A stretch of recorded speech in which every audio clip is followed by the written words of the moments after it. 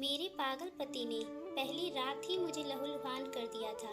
कच्ची उम्र में ही मेरा शादी एक पागल लड़के से करवा दिया गया, जो दिखने में तो बिल्कुल ठीक ठाक था। मैं पागल पति की सच्चाई किसी को नहीं बता पा रही थी, और सुहाग रात के दिन मेरे पागल पति ने जो मेरे साथ किया, उसे सुनकर आपके रोंगटे खड़े हो जाएंगे। मेरी 16 की उम्र थी। एक दिन स्कूल से घर आई तो देखा कि कुछ मेहमान आए हुए थे। माँ ने कहा, इन सबको प्रणाम करो। मैंने सोचा नहीं था कि माँ को मेरी शादी कितनी जल्दी होगी। मुझे देखने आए लोगों ने मेरी खूबसूरती को देखकर मुझे पसंद कर लिया। सभी लोगों ने मिलकर तय किया कि मेरी मैट्रिक का एग्जाम होते ही मेरी शादी रवि से करवा देंगे। मुझे खबर नहीं थी कि वो दिमागी हालत से ठीक नहीं।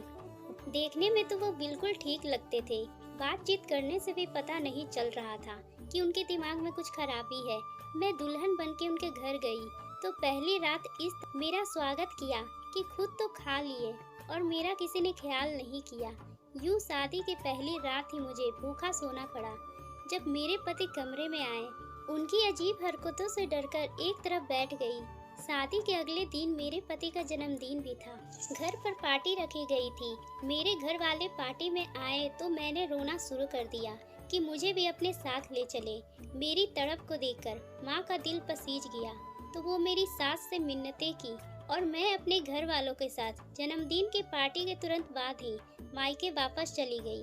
जब मैं मेरे ससुराल से मायके को चली तो सबसे पहले ही दौड़कर बस पे चढ़ गई।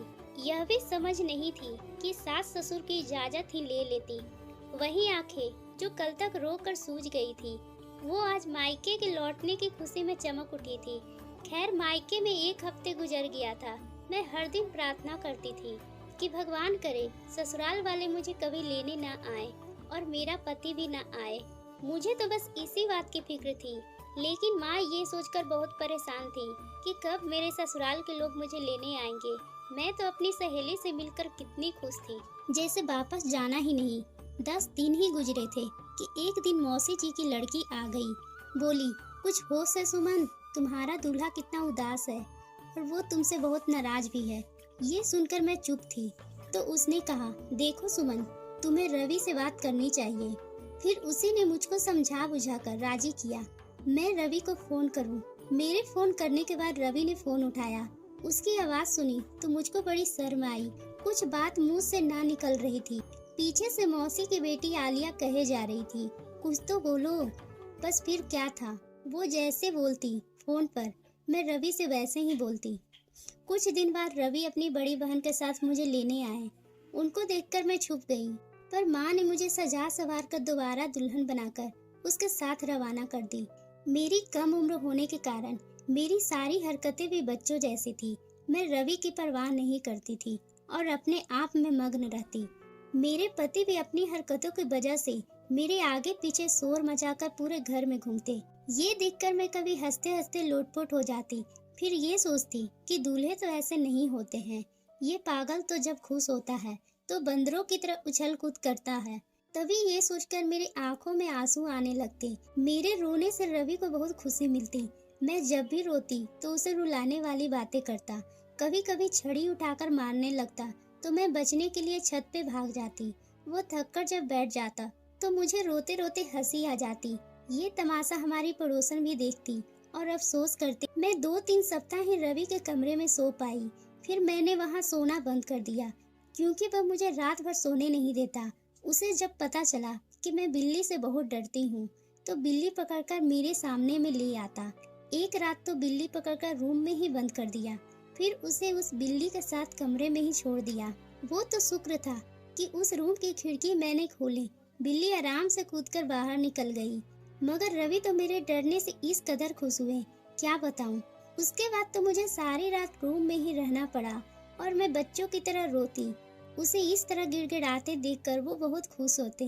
मैं डरकर रवि की हर बात मान लेती। उनकी हरकतें ऐसी होती जा रही थी जैसे मेरी जगह कोई और होता तो मर गया होता। तभी अपनी सास के पास सोने लगी। रवि को तो गुस्सा आया, वो घर में तोड़ फोड़ करने लगा। तब मेरी सास ने समझा बुझाकर फिर से उसके पास भेज दिया। मैं किसी को कुछ नहीं बताती थी, बस रोती रहती थी। वह मूड में आकर कभी प्यार की बातें करता तो कभी मुझ पे ठंडा पानी डाल देता। ठंडा पानी से मेरी जान ही निकल जाती। थोड़ी देर मेरे पैर पकड़कर माफी मांगने लगता। मैं ऐसी पागल थी कि फिर माफ भी कर देती थी उसे। फिर से उसके साथ बातें करने लगती। मगर जब शाम के 6 बजते ही दिन का उजाला खत्म होने के बाद रात होती तो डरने लगती। ना जाने अब ये मेरे साथ कैसा व्यवहार करेंगे। तब प्रार्थना करती, भगवान कभी रात ना आए, मैं इस जालिम का जुल्म का शिकार बने।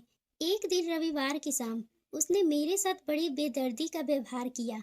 मेरे बाजू में अपने दांत इस तरह गड़ी कि उसमें से खून निकलने लगी।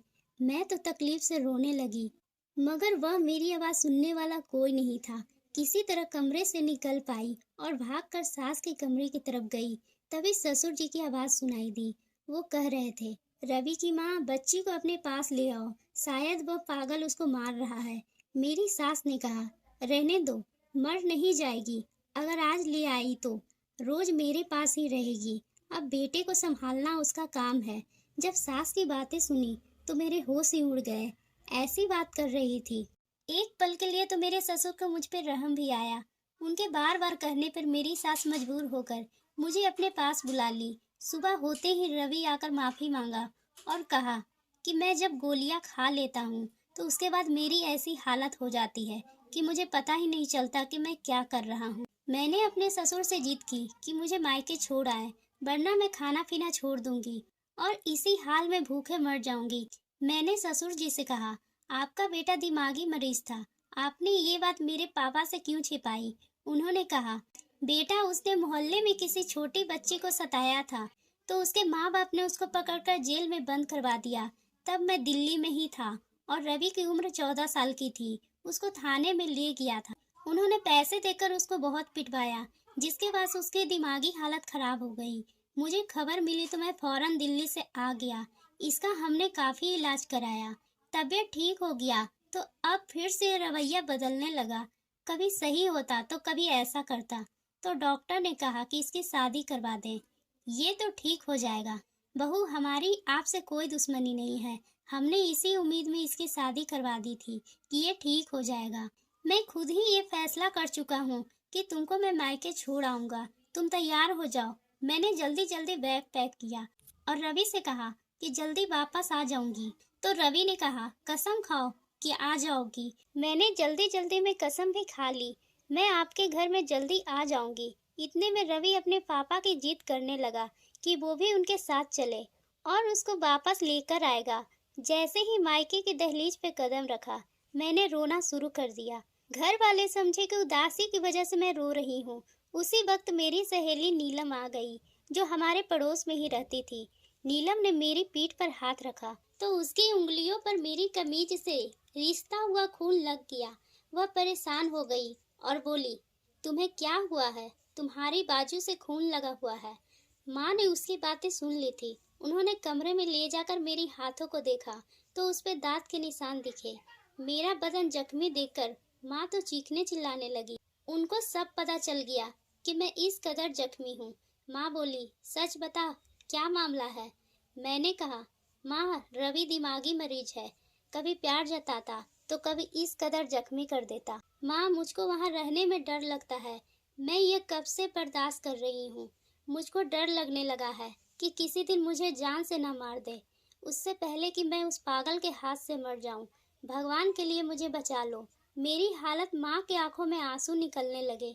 उन्होंने मेरे ससुर से कहा, मैं अपनी कम उम्र की बच्ची को इसलिए आपके पास हवाले नहीं की कि आपका बेटा ये हाल कर दे। अब मैं आपके साथ कभी नहीं भेजूंगी, आप अकेले वापस चले जाएं। ससुर जी तो चुप रहे, क्योंकि वो जानते थे कि मेरी माँ ठीक कह रही है। पर रवि ये सुनकर परेशान होने लगा तो मेरे ससुर ने रवि से कहा, चलो बेटे, तुम्हारी दुल्हन को हम बाद में लेने आएंगे।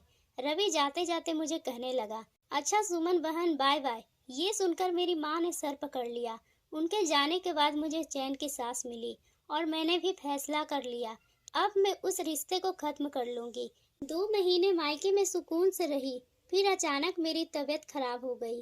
तभी यह मालूम हुआ कि मैं उस पागल के बच्चे की माँ बनने वाली। ये खबर ऐसी थी कि मेरे पैरों तले जमीन ही निकल गई। जिस बंधन को मैं तोड़ रही थी, उसे कुदरत और भी मजबूत कर रही थी। अब तो मेरे पैरों में यह जंजीर पड़ गई थी। मैं खामोश होकर कुदरत के फैसले का इंतजार करने लगी। सही वक्त पे मेरी बच्ची पैदा हुई। उसकी खबर हमने ससुराल वालों को भी नहीं दी। फिर भी किसी ने उनको खबर पहुंचाई। वह बच्ची को देखने के बहाने आ गए। सास ससुर कस्में खाने लगे कि हमने रवि को अस्पताल में दिखा दिया है और इसका इलाज करवाया है। अब वह बिल्कुल ठीक ठाक है। हमारी बात पे यकीन नहीं है तो डॉक्टर से खुद ही पूछ ले, जिसने उसका इलाज किया है। अब आपकी बेटी हमारे घर में किसी भी प्रकार का कष्ट हुआ तो उसकी जिम्मेदारी हम पर रहेगा। बस एक बार हमारी बहू और बच्ची को हमको दे दो। हम इसको लेने आए हैं। मैं तो जाना नहीं चाहती थी। बस इसी तरह माँ मजबूर लाचार होकर मान गई और मुझे सास ससुर के साथ एक बार फिर घर लौट जाना पड़ा, जहाँ दुख तकलीफ मेरा इंतजार कर रही थी। मैं हर पल इसी बात के लिए डरती थी, क्योंकि अब मेरी मासूम बच्ची की जिंदगी का सवाल था। एक दिन मेरे पति ने मुझसे कहा, इसको मुझे दे दो, मैं अपनी बच्ची को गोद में लेना चाहता हूँ। छोटी सी बच्ची को गोद में लेकर उन्होंने तेज सर्दी में बच्ची के सारे कपड़े उतार दिए। मैं चिल्लाकर कहने लगी, ये क्या कर रहे हो, उसको सर्दी लग जाएगी। तो रवि कहने लगा, ये बच्ची का तस्वीर अच्छी नहीं आ रही। मेरे ससुर ने फौरन आकर रवि की गोद से मेरी बच्ची को छीन लिया और उसे अपने सीने से लगाकर बाहर निकल गए। उन्होंने मेरी बच्ची को गोद में देकर कहा, बेटी आज मैंने जान लिया कि तेरा और तेरी बच्ची का यहाँ रहना ठीक नहीं। बेहतर होगा कि तुम अपनी बच्ची को लेकर मायके चली जाओ। रवि के साथ जिंदगी नहीं गुजार सकती हो। हमने समझ लिया है कि वह शादी के बाद ठीक हो जाएगा, लेकिन यह तो कुदरत को मंजूर ही नहीं। इसलिए इससे पहले कोई नुकसान हो, तुम तैयार हो जाओ। मैं तुमको अपने मायके वापस छोड़ आऊंगा। तुम हमको माफ कर देना। यह कहकर रोने लगे। मैं बच्चे को लेकर मायके आ गई और फिर ससुराल नहीं गई। मेरी माँ ने तलाक के बारे में कहा तो ससुर ने तलाक के कागज भिजवा दिए। मैं अब आजाद थी। माँ से कहा, कब तक जवान बच्ची को घर में बिठाओगी, उसकी दूसरी शादी करवा दो। लेकिन मैं तो अब शादी के नाम से ही कांप जाती। माँ ने मेरी बेटी को संभाला और मैंने कॉलेज में एडमिशन ले लिया। इसी तरह माँ ने मेरे सारे खर्चे उठाए और किसी वक्त की परवाह किए बिना, और मैंने ग्रेजुएशन पूरी कर ली। माँ ने कहा कि टीचर की लाइन बहुत ही अच्छी है। उन दिनों बीएड, तब स्कूल में सरकारी नौकरी मिलती, तो बीएड भी कर लिया। तब तक मेरी बेटी रानी 7 साल की हो चुकी थी। नौकरी के लिए मैंने साल भर तक फॉर्म भरे। आखिर किस्मत ने मेरा साथ दे ही दिया और मैं एक सरकारी स्कूल की टीचर बन गई। इस तरह मैं और मेरी बेटी जिंदगी में खुश रहने लगे।